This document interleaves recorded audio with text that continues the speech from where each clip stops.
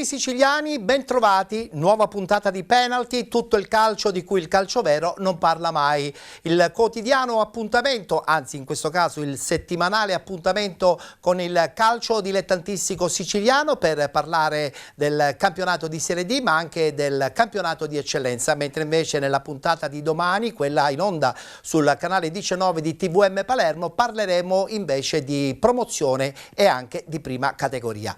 Ospite di questa puntata del mercoledì il direttore sportivo Aurelio Lobianco. Ciao Aurelio, ben trovato. Ciao. È un piacere ritrovarti e soprattutto dobbiamo capire se sei ai box, ti stai riscaldando per qualche panchina che probabilmente arriverà, e poi voglio sapere anche come sta andando questo campionato di Serie D. Tanto buon pomeriggio a tutti, buon pomeriggio grazie a te. Per l'invito, è sempre un piacere ricevere il tuo invito. Ma diciamo che per ora sono ai box, sono un po' più da supervisore. Mi sto divertendo a girare la domenica per i campi, per aggiornarmi sempre. Certo, ci mancherebbe. Il calcio ce l'ho dentro, quindi immagino. È una cosa che mi appartiene. Mentre invece per questo campionato di Serie D, questa stagione 24-25, finalmente non ci sono insomma, i capoluoghi di provincia da oltre 500.000 di abitanti, quindi sulla carta 4 squadre stanno lottando per vincerlo questo girone I. Guarda, io l'anno scorso ero a San Cataldo, quindi ho vissuto un po' la D diciamo, da dentro, e quest'anno devo dire che è un campionato molto livellato, un girone che ci sono quelle 4 squadre che hanno allestito grandi organici per provare a vincere, spendendo anche spendendo tanti soldi, e poi in mezzo alla classifica e sotto squadre che comunque se la possono giocare con tutti. Ho visto mercoledì sono stato a Caltanissette, ho visto il derby Nissa San bella partita, partita bellissima, spettatori eccezionali, è stata una giornata di sport nel vero senso della parola. È la dimostrazione che questa Serie D mi sembra più una C2, esatto, direi, quello che per pubblico, per partecipazione. Poi c'è stato San Cataldese Siracusa, sì, hanno pareggiato 0-0, quindi non c'è l'ammazza campionato come comunque negli ultimi 3 anni con Bari, Palermo. Certo. Mi continui a parlare della San Cataldese, secondo me ci ha lasciato un po' il cuore a San Cataldo. Quello sicuro, io lascio un po' il cuore in ogni situazione dove vivo e dove lavoro, lascio qualcosa, quindi è sempre un piacere parlare delle squadre dove sono stato. Tra l'altro hai iniziato la stagione in un certo senso 24-25 con l'Athletic Club Palermo, poi c'è stata una scelta di andare via. Comunque la squadra, in questo caso quella in eccellenza, sta andando anche abbastanza bene. È anche una tua piccola creatura, diciamolo pure. Sì, abbiamo iniziato, abbiamo fatto tutta la parte, diciamo, del mercato, si è fatto qualcosa di eccezionale, poi c'è chi ha deciso in questo modo. Quindi non è stata soltanto una scelta tua di andare via, possiamo svelarla questa cosa? Veramente non è stata completamente una scelta mia, perché io non avrei mai lasciato l'Athletic, perché avevo fatto una scelta di vita, sì, avevo deciso di non allontanarmi, ho avuto in estate tante situazioni fuori, però il progetto era ambizioso e quindi l'ho sposato in pieno. Mai dire mai però, perché è sempre casa tua, penso. Quello ci vivo, quindi sicuro è casa mia e questo non lo può, certamente, levare nessuno. Benissimo, allora prima parte come al solito dedicata al campionato di Serie D. Apriamo dunque i battenti con il campionato nazionale dilettanti.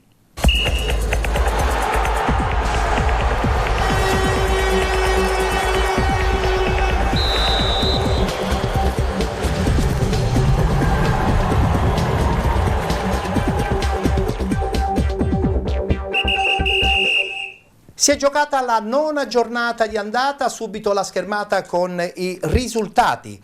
Castrum Favara batte Locri 1909 2-0, Città di Aciriale batte Acragas 1-0, Enna Calcio batte Licata Calcio 2-1, San Biase batte Ragusa Calcio 1-0, vittoria della Regina 1914 3-0 contro il Paterno Calcio, vince anche la Scafatese 3-1 contro l'FC Pompei, fuori casa vittoria per la Vibonese Calcio contro il Città di Sant'Agata, risultato finale 2-1 a favore dei calabresi, ed infine pareggio tra Nuovi Gea Virtus e Nis FC 0-0 e San Cataldese Siracusa Calcio 0-0. Guardando adesso la classifica, notiamo che sono 4 addirittura le squadre che in questo momento pilotano questo girone I del campionato di Serie D. Scafatese e Vibonese con 20 punti, 19 punti per Regina 1914 e Siracusa Calcio, 13 punti Locri 1909 e San Biase, con 12 Castrum Favara, Nuovi Gea Virtus e Paterno Calcio insieme all'Enna Calcio, 10 punti per il Città di Sant'Agata e l'FC Pompei, 9 punti Nis FC e San Cataldese, con 8 punti Ragusa Calcio, Licata Calcio e Città di Aciriale. Chiude la classifica l'Acragas con 5 punti. Si ritorna in campo chiaramente domenica prossima, sarà la 10ª giornata, subito la schermata degli incontri che si disputeranno. Domenica sarà il 3 di novembre, Acragas Regina 1914, FC Pompei Castrum Favara, Licata Calcio Città di Aciriale, Locri 1909 San Cataldese, Nis FC Scafatese FC, Paterno Calcio Città di Sant'Agata, San Biase Nuovi Gea Virtus, Siracusa Calcio Enna Calcio ed infine Vibonese Calcio Ragusa Calcio.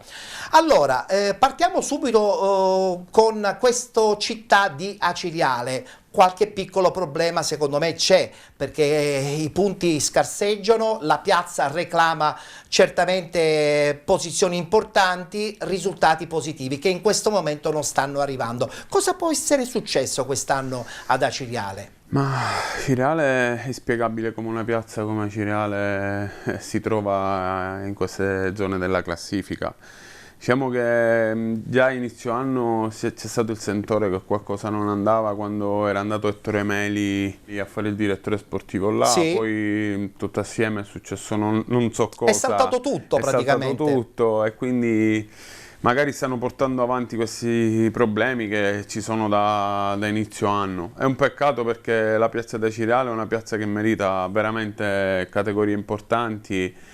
Vederla nel campionato di Serie D ultima è una pugnalata al cuore. Tra l'altro, giocando la partita contro l'Acragas, vincendola 1-0, hanno un po' risollevato l'ambiente, ma sappiamo benissimo che sia Aciriale che Agrigento in questo momento stanno soffrendo. Forse potrebbe essere anche un problema di rosa limitata che non riesce probabilmente a tenere a bada anche squadre un po' più blasonate? Guarda, allora, la Aciriale secondo me rispetto agli altri anni ha una rosa un po' più limitata. L'Acragas, guardando i giocatori che fanno parte della rosa, anche lì è spiegabile come si trovi in questa posizione. Tra l'altro il Presidente ha sottolineato che vorrebbe rivoluzionare quasi la squadra perché metterà nuovi innesti prossimamente. Ho sentito anch'io le parole del Presidente che è legatissimo a questa piazza, a questa società e sicuramente vederli in queste condizioni soffre anche lui. Il problema è che più passano le settimane e come tu ben sai in Serie D poi recuperare tutti questi punti è sempre molto difficile. Assolutamente sì, più passa il tempo più perdi punti perché poi strada facendo li vai perdendo e diventa sempre più complicato. Molto molto complicato. Mentre invece stanno andando molto bene le situazioni a Favara, dove dopo un inizio non dico traballante ma certamente pieno di enigmi, adesso le cose per la squadra agrigentina stanno andando bene. Tra l'altro battono un Locri 2-0 e non è da sottovalutare questa vittoria.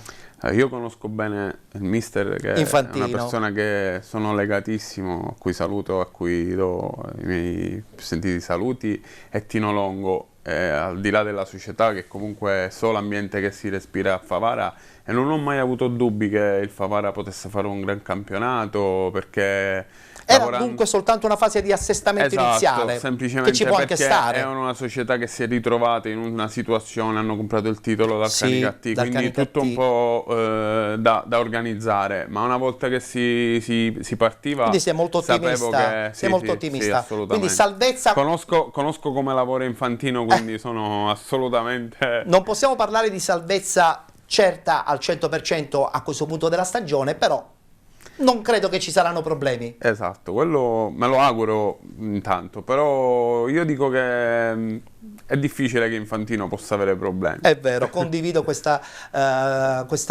tuo pensiero. Guardiamoci il servizio, la vittoria proprio della squadra di Infantino, la Castrum Favara 2-0 contro il Locri 1909.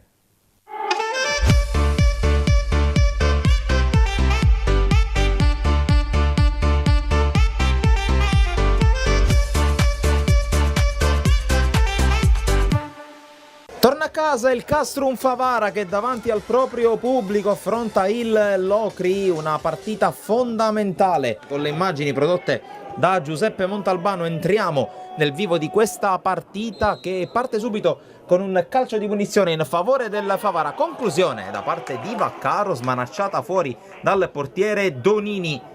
Insiste la formazione in maglia blu con inserti gialli con questo calcio d'angolo e l'anticipo da parte di Romano ai danni di Tavella che era assestato sul secondo palo. Insiste però la squadra di Infantino con questo cross dalla sinistra, il colpo di testa e la palla che si perde fuori, non indirizzata bene, ma occhio a questa ripartenza spinta da Deiana Testoni che ha scontato la squalifica inflitta contro la Nissa. Conclusione dal limite di destro bloccata a terra da Federico Donini. Insiste ancora con Baione il Castrum Favara, poi conclusione mancina da parte di Francesco Vaccaro, bloccata ancora a terra dal numero 1 della formazione calabrese che poi si spinge in avanti in una delle prime sortite offensive dall'inizio della partita. Non arriva su questo traversone Pantano e sfera che si perde fuori. Altro corner per i padroni di casa, questa volta palla che balla al centro, non riesce a indirizzarla verso la porta Mattia Palma.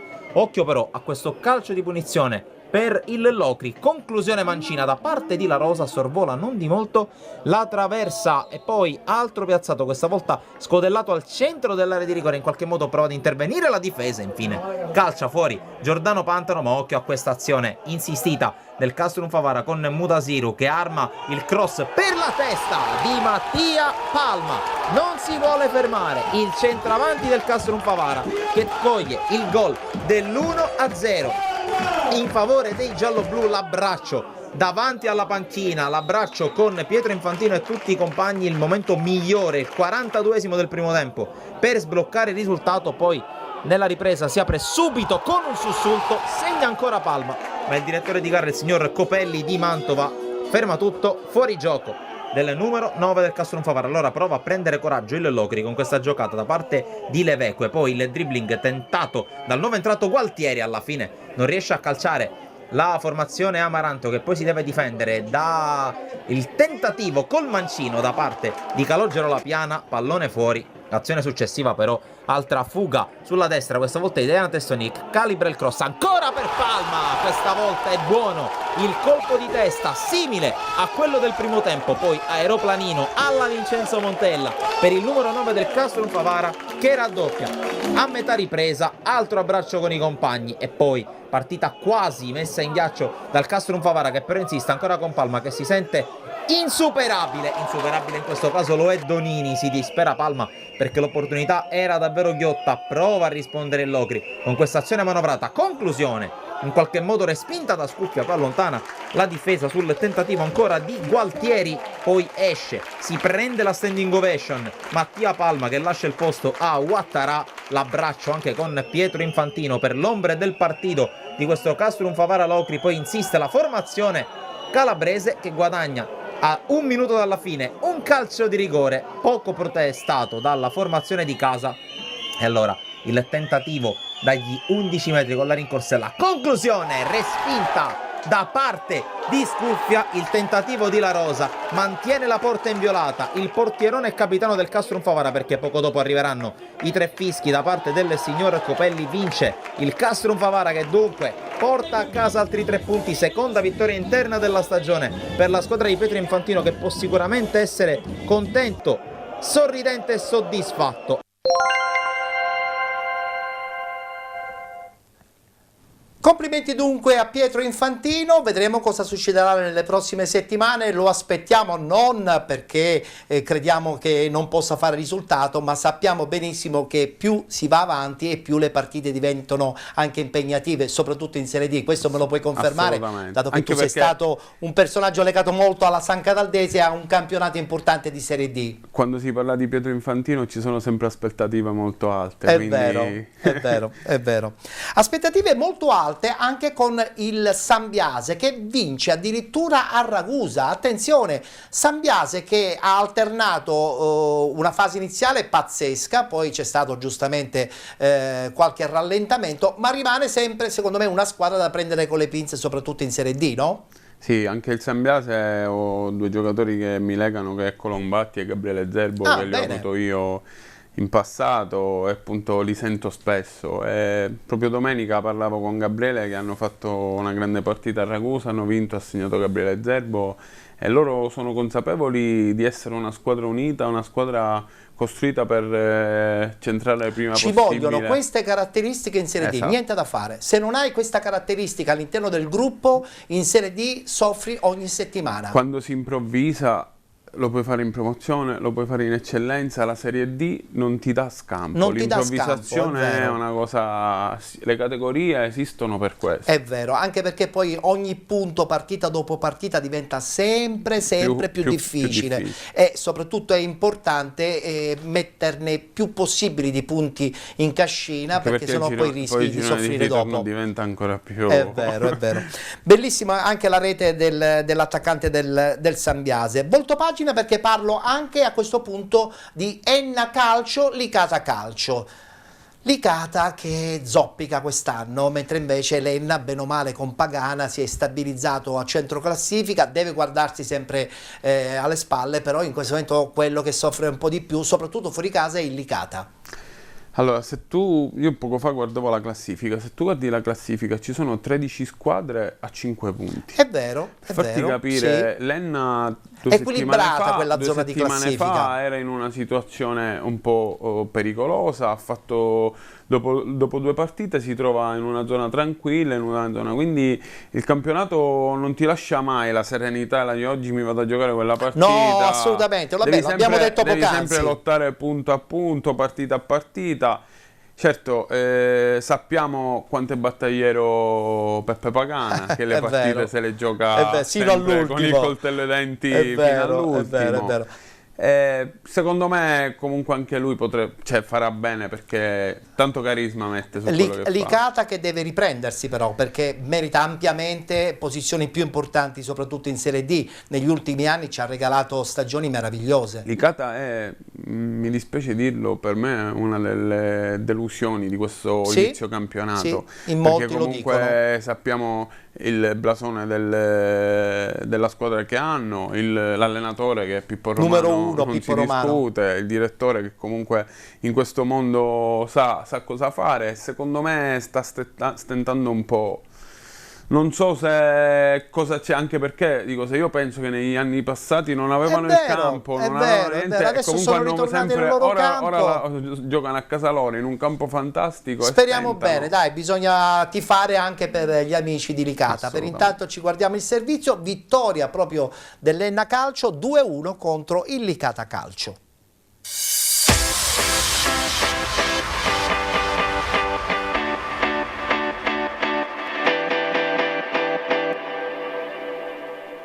Allo stadio generale Gaeta di Enna va in scena uno scontro diretto fondamentale in ottica classifica. Nella 9ª giornata di campionato i padroni di casa ospitano il Licata con l'obiettivo di conquistare i 3 punti e allontanarsi dalla zona play-out. Arbitra la partita il signor Paolo Isoar di sezione di Cuneo, coadiuvato da Ertore Monelli, Busto Arsizio e Marco Barlocco di Legnano. Partiamo e dopo 8 minuti rimessa al laterale, pallone allontanato, Marcellino va al tiro, c'è una deviazione con la mano presunta da parte di Cardore per il direttore di gara, che è lì vicino, non ci sono dubbi. È calcio di rigore, subito la chance per il Licata di sbloccarla e arriva così il primo gol in campionato, firmato da Calogero Minacori, non sbaglia dal dischetto e fa freddo Simeoli che va da una parte, il pallone invece si infila dall'altra. 14esimo, sfera allontanata dalla difesa del Licata, messa nuovamente verso l'area di rigore dove Cicirelli è tutto solo davanti a Rossi, non riesce a trovare il guizzo giusto, il portiere gli chiude lo specchio in uscita. Minuto 21, il filtrante in area di rigore di Cristiano e un assist illuminante, c'è un tocco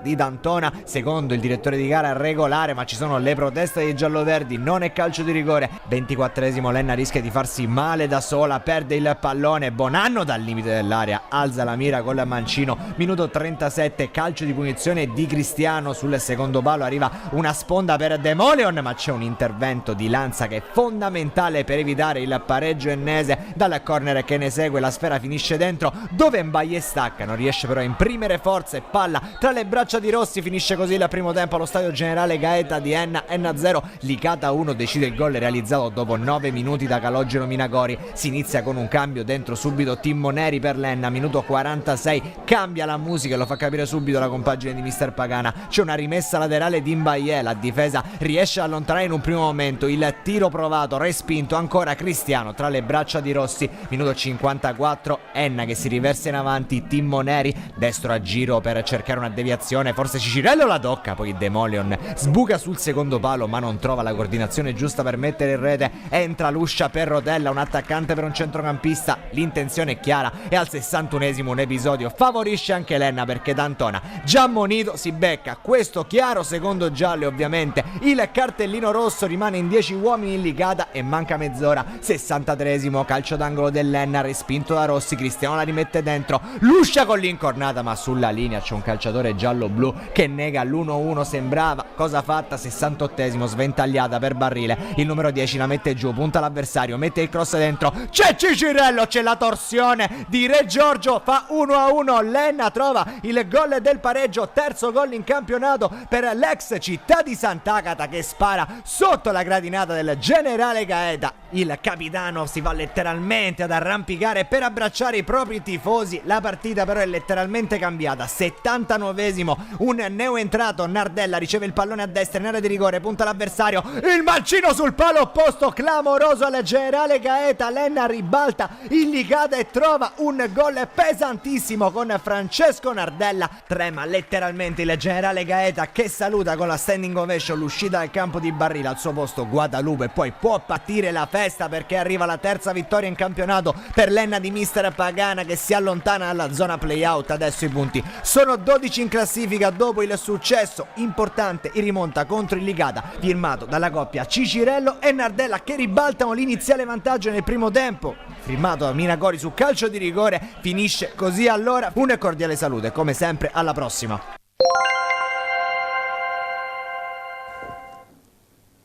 Uno scatenato Cicirello. Chi ha Cicirello in squadra sa che può contare su un bel gruzzoletto anche in Serie D, credo, no? Cicirello è un grande giocatore, secondo me potrebbe anche fare categorie superiori perché a parte che è un uomo eccezionale, poi ragazzo per le categorie è un lusso. È un ragazzo che ha fatto tutta la trafila e quando tu fai una trafila lunga poi alla fine raccogli i giusti risultati e i giusti meriti, quindi complimenti a Cicirello.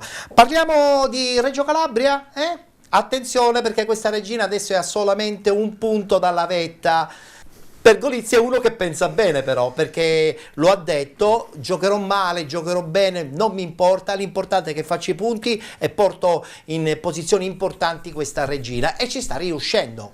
Pergolizzi è un allenatore che non lascia nulla al caso, è un lavoratore con la L maiuscola. E Palermo ne sa qualcosa. Palermo ne sa qualcosa, io l'ho conosciuto, ho avuto questo piacere di conoscerlo, poi la piazza è una piazza che è tutto di rispetto, di tutto difficile rispetto, però che qualsiasi allenatore vorrebbe avere. E poi comunque la squadra paga solo il discorso che è stata costruita in corso, perché giocatori come Ragusa, come Dall'Oglio, come Curiale, sì. Quindi non è facile trovare in tutte le squadre. Però c'è riuscito a coordinare un gruppo e a giocare un buon calcio e i risultati gli stanno dando ragione in un certo senso. Assolutamente. Tra l'altro vince una partita che all'inizio poteva sembrare difficoltosa, ma si sbarazza con un perentorio 3-0 del Paternò. Guardiamo il servizio, comprese gli highlights, ma soprattutto sentiamo la voce di mister Pergolizzi.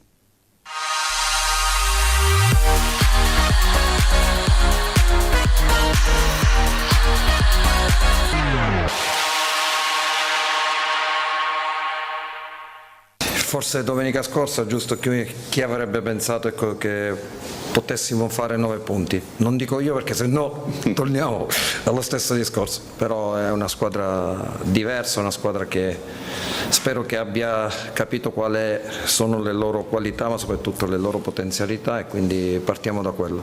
C'è qualcosa di buono oggi, molto, ma c'è anche qualcosa ancora da rivedere. Quando si crea l'importante è creare, però io tra il primo e il secondo tempo ho detto diversamente, ho detto ok giocare bene, ok fare, però bisogna anche segnare perché comunque poi si complica tutto e un gol non basta, ma comunque tiene aperta la partita, quindi sono un po' arrabbiato perché non abbiamo fatto 1 o 2 gol in più rispetto al primo tempo, ma sono anche arrabbiato perché comunque il nostro portiere alla fine ha fatto anche 3-4 parate, e quindi in qualche situazione noi in questo momento siamo mentalmente, è positivo, tutti mentalmente propesi all'attacco, no? Però bisogna anche difendere qualche volta, comunque accompagnare, dare una mano, quindi per quello dobbiamo migliorare la condizione fisica perché c'è da correre, perché in un campionato del genere se vuoi giocare con 3 attaccanti comunque c'è da correre, da giostrare, da fare possesso palla, da muoverti, quindi devi essere equilibrato se vuoi, se no ok abbiamo creato, però qualcosina forse abbiamo sofferto. Sinceramente dopo la sconfitta di Siracusa ci siamo radunati, ci siamo parlati, comunque ci siamo detti che era una cosa brutta lasciare andare via un campionato alla 6ª giornata, di rimboccarci le maniche e provare a cercare di mettercela tutta, perché era un peccato mandare via all'aria dopo 6 giornate il campionato. Fortunatamente ci stiamo riuscendo, anche perché le altre hanno fatto qualche passo falso e ho visto che siamo a -1 dalla vetta, quindi siamo felici così, ci godiamo il momento e cerchiamo di continuare su questa strada, che il campionato è lungo.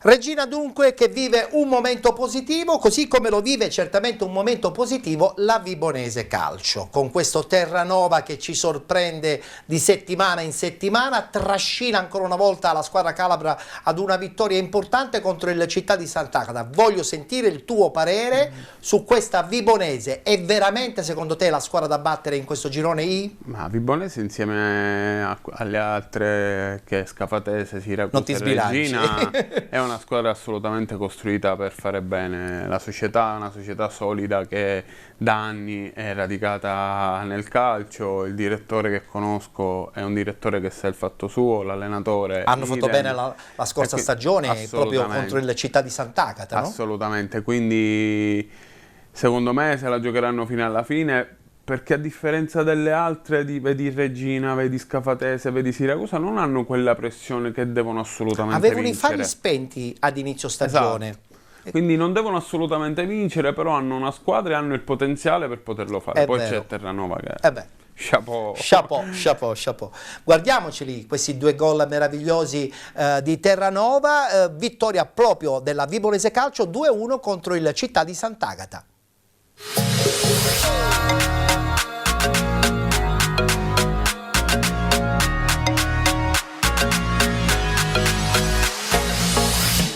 Contro la Vibonese degli ex Facciolo, Meli, Favo, Alagna, Squillace e Capone, il Città di Sant'Agata deve alzare bandiera bianca. Alfresina e rossoblù calabresi passano per 2-1 ed infliggono ai biancoazzurri di Raciti la seconda sconfitta di fila in campionato. Nonostante ciò sono i locali a provarci dopo 9 minuti con un Kwame che di testa chiama Illy Ponti alla parata, ma al 18° la Vibonese passa quando Terranova, direttamente da calcio piazzato, sorprende Ciococama spianando ai suoi la strada verso la vittoria.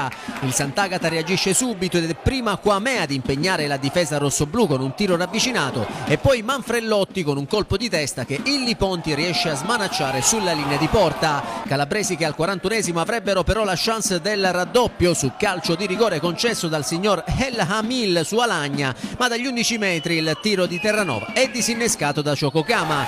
Nella ripresa è ancora la squadra ospite a sfiorare il raddoppio con Alagna, il cui tiro si stampa sul palo e sulla ribattuta Terranova non c'entra lo specchio della porta. Così dal possibile 2-0 per la Vibonese al minuto 65 il Sant'Agata rimette tutto in parità grazie a Nunziante che fa secco Illy Ponti con un preciso tiro dal limite dell'area che si insacca alle spalle del portiere rossoblù.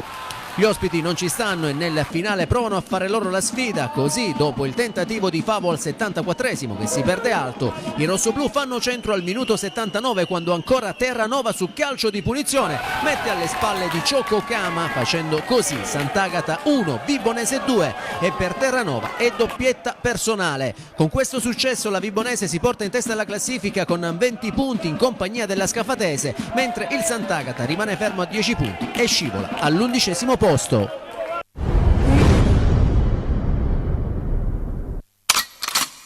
Brava la Vibonese Calcio, ma brava anche la Scafatese FC. Nel frattempo possono già partire le immagini di questa vittoria 3-1 contro il Pompei.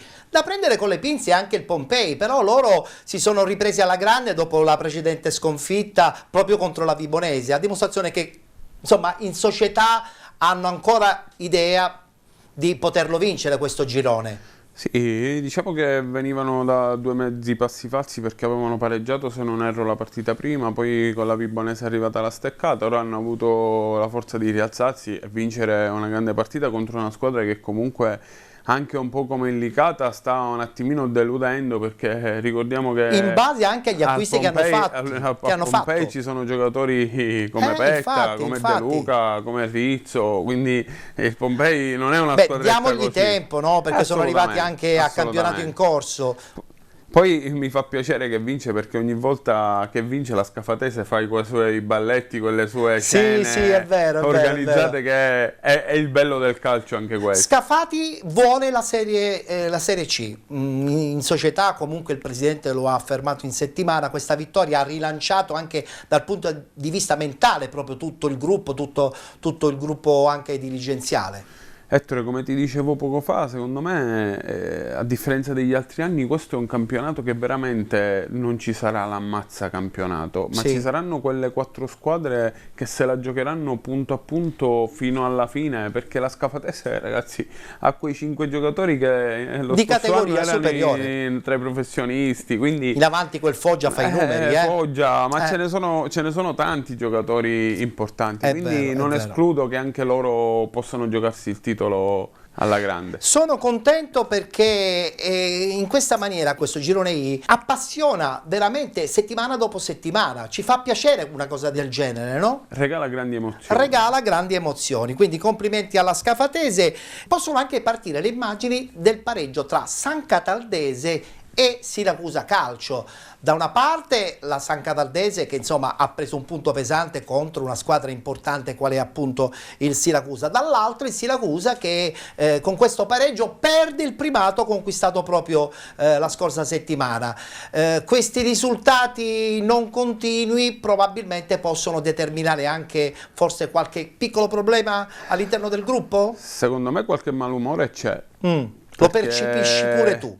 Si percepisce dal fatto che è una squadra importante come il Siracusa, la differenza di squadra è evidente, è notevole, a tutti, è certo, notevole, certo. Anche se la San Cataldese è una squadra, è una società che non molla un centimetro, però queste sono partite che quel campo è anche un fortino, diciamolo pure. Anche 0-1, 1-0 le vinci.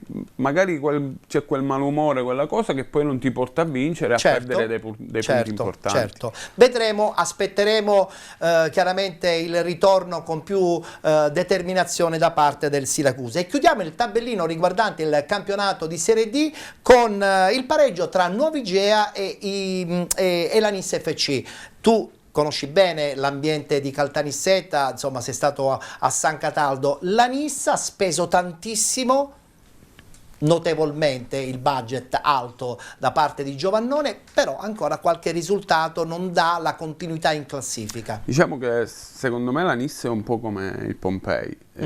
Giovannone, la proprietà, io poi sono stato l'anno scorso, prima che andare a San Cataldo, ero vicino a poter andare alla Nis, ho parlato con Cancellieri, c'è stata una bella chiacchierata ed è rimasto un legame importante, che è la cosa principale. È una bella piazza. La piazza è una piazza esigente, quello stadio ti viene voglia di fare qualcosa di importante. Come il Pompei Non dico che sta deludendo perché, però mi aspettavo qualcosina in più. Sono certo, conoscendo l'allenatore, conoscendo l'ambiente Caltanissetta, che verranno fuori e quando verranno fuori sarà dura poterli fermare, perché comunque ci sono dei giocatori importanti, giocatori che lo scorso anno hanno vinto a Trapani, parliamo che c'è Maltese, Bollino, Samachè. I nomi non mancano, quindi adesso devono arrivare soltanto i risultati e la continuità. Guardiamoci il servizio, pareggio tra Nuovi Igea e Nissa, 0-0 il risultato finale.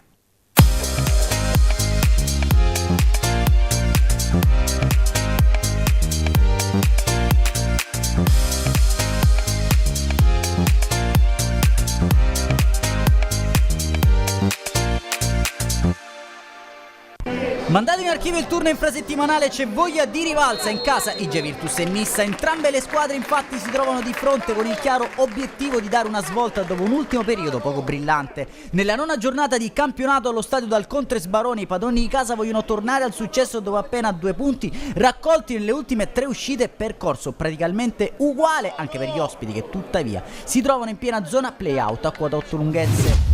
Dirige l'incontro il signor Simone La Luna di Collegno quando, grazie all'ausilio e alle immagini a cura di Domenico Calvo, passiamo a raccontarvi il film di questa sfida. Prima occasione di marca ospite con il tentativo di Dario Maltese che carica il mancino, fa solo la barba al palo alla destra di Belmonte. Risposta della nuova Igea Virtus con Pane Bianco che prende l'out mancino, riesce a servire Trombino che punta il diretto marcatore e Maltese, tiro cross che mette i brividi a Cassano.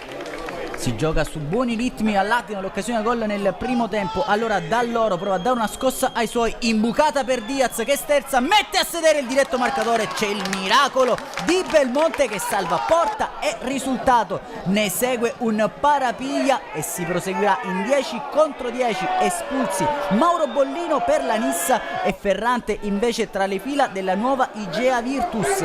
Igeani che lamentavano una mancanza di sportività per Calafiore che era rimasto a terra ad inizio azione. Si aprono le maglie allora in 10 contro 10, a beneficiarne dovrebbe essere lo spettacolo. Cross di Maggio dalla destra sul secondo palo, sbuca Peri, non trova però nessuno alla deviazione sotto misura. Claudio Calafiore apre il pallone a sinistra, ancora per Aperi che punta l'avversario, cross dentro, la spizzata in area di rigore di Currò, subentrato, ha trovato infortunato però non inquadra il bersaglio grosso. Nella ripresa ci prova Pane Bianco direttamente da piazzato sotto le gambe della barriera, si salva Cassano in qualche modo. Arriva l'episodio però più controverso di questa sfida, Sino prende il fondo a destra, dentro per Aperi, la palla carambola sulla traversa, poi sulla linea di porta, lascia proseguire il direttore gara su segnalazione del primo assistente Franz Joseph Grasso. Igea Virtus che nonostante l'inferiorità numerica continua a spingere, concede però qui il fianco all'avversario. Maggio sbaglia l'appoggio, scivola, si spalanca allora un'autostrada per Cosimo Pagano, accanto a lui c'è Diaz pronto a tu per tu con Belmonte, troppi tocchi del numero 9 e allora Belmonte ancora una volta salva il risultato in uscita bassa. Si è divorato un'altra rete il numero 9 Nisseno nel finale. Trombino serve Currò, l'inserimento e coi tempi giusti il diagonale Mancino fa percorrere solo un brivido lungo la schiena di Cassano.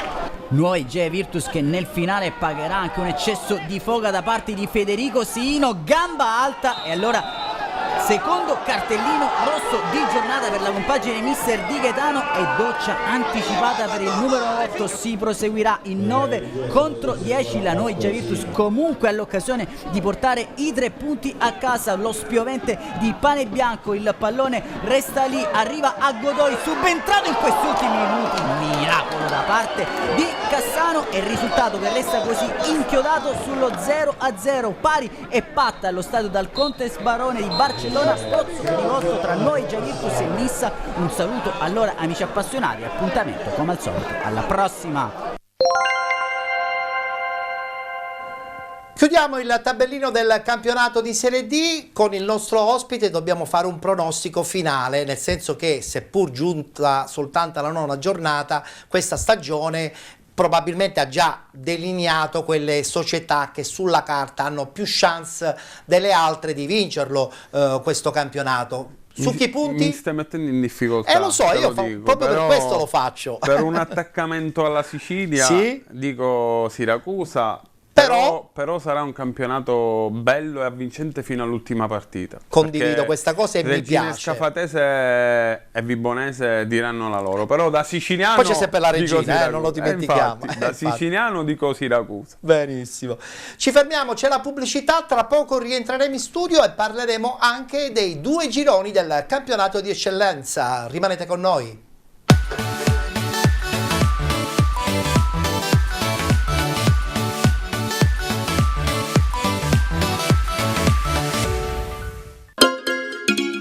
Benvenuti da Giada Immobiliare.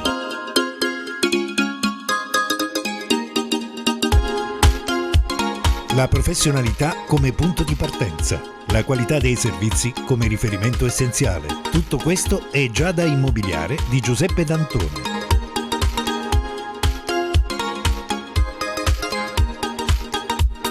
Servizi di compravendita ed affitti, supporto per concessioni mutui e consulenza finanziaria ed inoltre assistenza a partecipazione ad aste giudiziarie e consulenza tecnico-legale. Giada Immobiliare, via Etnea 734, Catania. Info 095 61 74 981 oppure 095 61 74 973. Visita il sito con le nostre proposte www.giada-immobiliare.it. Giada Immobiliare, insieme a te per comprare e vendere.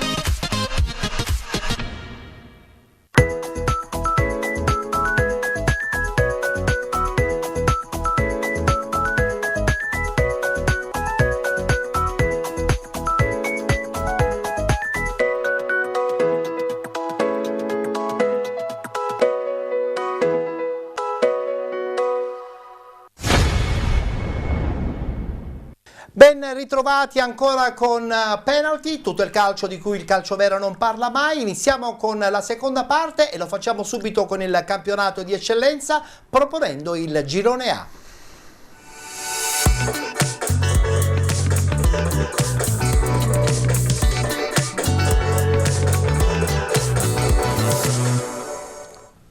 Settima giornata, subito la schermata dei risultati delle partite che si sono disputate domenica. Parmonval Castellammare 0-0, Città di Gela batte Accademia Trapani 1-0, vittoria dell'Athletic Club Palermo 2-0 contro il Lascari Cefalù, Città di San Vitolo Capo, Oratorio San Cile e San Giorgio 0-0, Unitas Sciacca batte Folgore Castelvetrano 2-1, Don Carlo Misilmeri batte Partinica Audace 4-0, San Giorgio Piana Casteldaccia 2-2, Super Giovane Castelbuono Marsala 1912 0-0.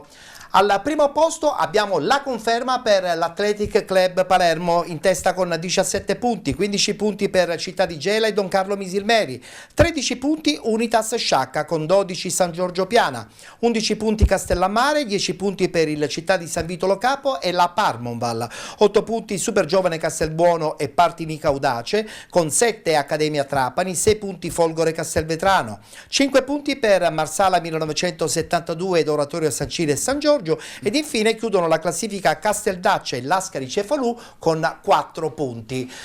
Partiamo subito con delle immagini importanti perché sono immagini che riguardano la vittoria del Gela. Attenzione, il Città di Gela che vince in un campo scorbutico come quello dell'Accademia Trapani.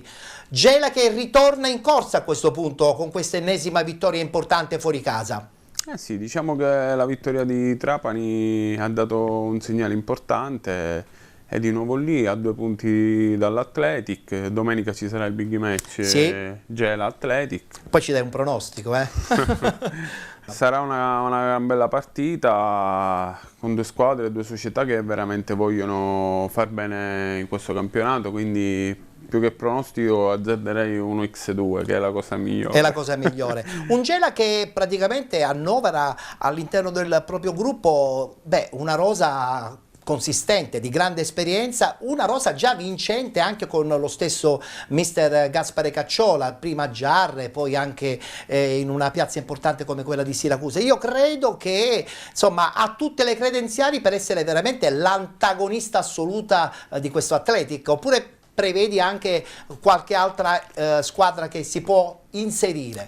Allora, io penso che il lavoro di Mister Cacciola sta cominciando a venire fuori ora, perché non vuoi le prime partite il Gela ha steccato, Sì. Lo dicono le partite, i numeri, le prestazioni, Chiaro. che è la cosa che più Beh, poi è arrivato faceva Gaspare preoccupare. Cacciola, però ha un po' resettato tutto. Ora penso che comunque sta uscendo fuori e che sta veramente raccogliendo quello che è giusto che raccolga, perché la squadra è una squadra costruita per far bene, per vincere, i nomi importanti, i giocatori che sanno cosa significa vincere un campionato dei campionati. È vero, è vero.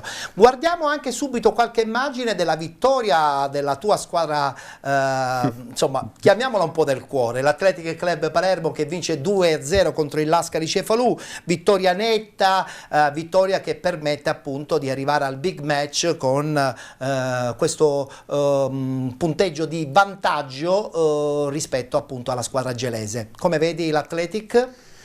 Ma come vedo l'Athletic che domanda cattiva che ti ho fatto. È una domanda un po' cattiva, come hai detto tu, ma l'Athletic non si discute, è una squadra costruita anche a saper vincere, basta pensare ai nomi che fanno parte di questa squadra, al di là dei vari giocatori che sono Romano, che sono Valenca, Esposito, Zoccolo duro che segue da tanto tempo ormai il Mister Raciti.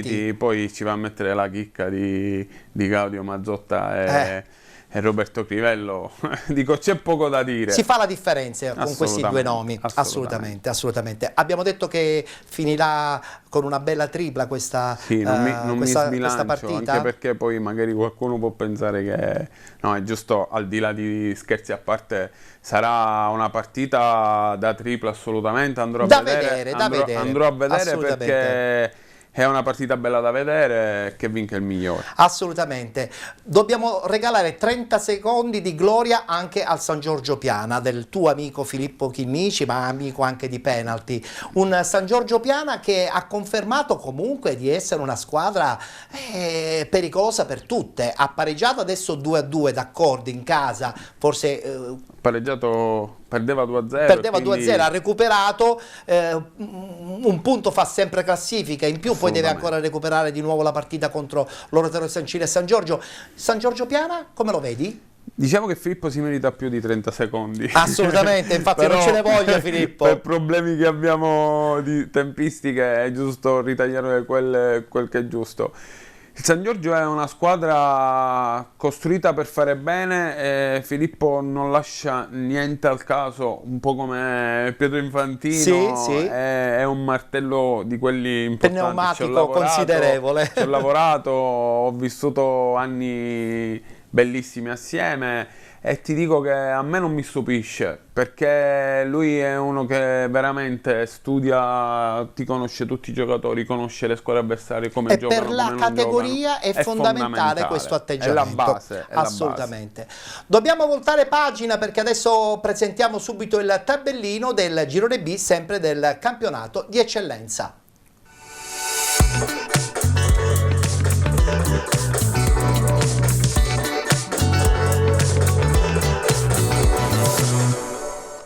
Anche qui si è giocata la settima giornata di andata, subito i risultati. Città di Mister Bianco che perde in casa 2-1 contro il Città di Avola 2020. Real Siracusa Belvedere SC Palazzolo 0-0, Ionica FC Città di Aci Sant'Antonio 3-1, Gioiosa che vince in casa della Leonzio 1909 1-0, vince fuori casa anche il Milazzo 1-0 contro il Mazzarone Calcio, vince anche il Vittoria 1-0 contro il Rosmarino, Leonfortese batte i Mesi Atletico Catania 94 2-0 ed infine Nebros che vince in casa contro il Modica Calcio per 1-0. Guardiamo subito la classifica perché insomma dobbiamo dare un plauso a questo Milazzo in testa con 21 punti, 18 per il Modica Calcio, 16 per il Vittoria, 14 per il Città di Avola 2020, 12 punti Mesi Atletico Catania e Nebros, 11 punti Città di Aci Sant'Antonio, 10 per la Leonfortese, 7 punti per il Gioiosa, con 6 punti Ionica FC ed SC Palazzolo, 5 punti Leonzio 1909, Real Siracusa Belvedere e Rosmarino, 2 punti per Mazzarone Calcio e Città di Mister Bianco. Beh, È un girone dove la sorpresa è Milazzo, lo possiamo confermare, penso, no? Bognani è arrivato quasi da illustre sconosciuto, soprattutto nel territorio messinese, ma sta facendo bene. Ma sorpresa, ti dico che per i giocatori che fanno parte di questa squadra non è tanto una sorpresa. Certo, se andiamo a vedere la rosa del Vittoria, la rosa del Modica, sicuramente esiste prima loro che il Milazzo, però sono là, se la giocano. Bognani sta facendo un bel calcio, i ragazzi sanno quello che vogliono ed è giusto che si trova in queste zone della classifica. È caduta invece la squadra modicana, attenzione, perché perdere in casa della Nebros, che secondo me sarà una brutta gatta da pelare per tutte. La classifica dimostra che è lì, se la gioca anche quantomeno nel gruppo playoff. Nebros che vince contro il Modica. A Modica si può pensare che sia arrivato forse il momento della crisi?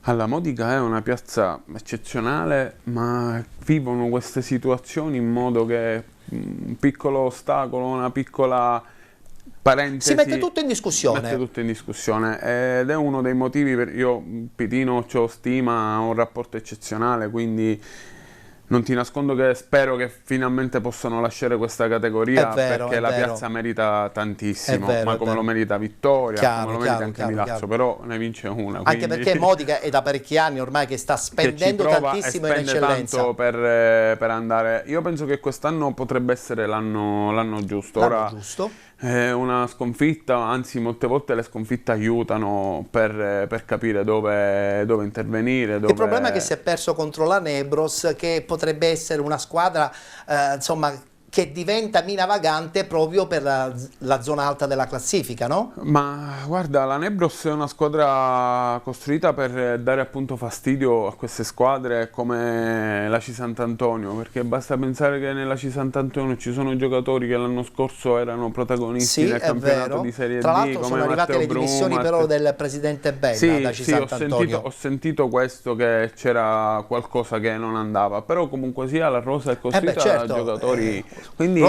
rimangono sempre un po' delle squadre messe là che disturbano e che si giocano quello che è giusto che si giochino. Ecco. Guardiamoci il servizio alla vittoria proprio della Nebros 1-0 contro la squadra modicana.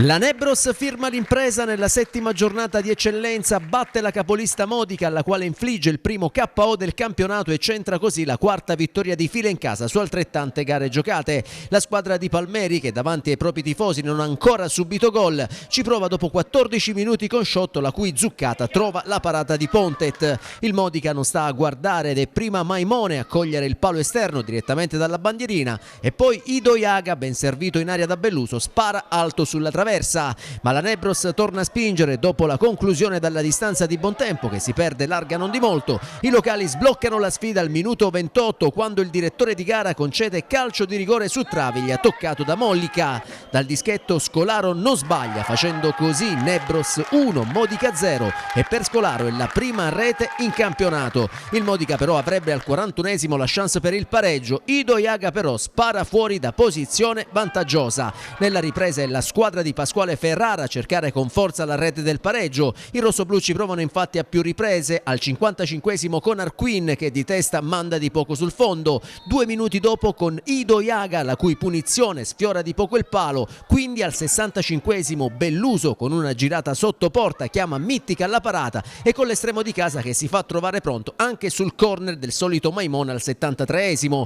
Nonostante la pressione costante operata dagli ospiti, la Nebros prova a venire fuori dal guscio e lo fa al minuto minuto 76 con una conclusione da fuori che non crea particolari problemi a Pontet. Poi però il Modica torna a spingere alla disperata ricerca del pareggio e pur tenendo alta la pressione i rossoblù, che vengono anche fermati più volte in fuorigioco, non riescono a raddrizzare la sfida che si chiude di fatto con la vittoria e la festa della Nebros, che centra così la quarta vittoria in campionato, sale in classifica a quota 12 punti e aggancia al quinto posto l'Immesi Atletico Catania, mentre il Modica, che perde anche il primato adesso appannaggio del Milazzo, rimane fermo a 18 e scivola in seconda posizione.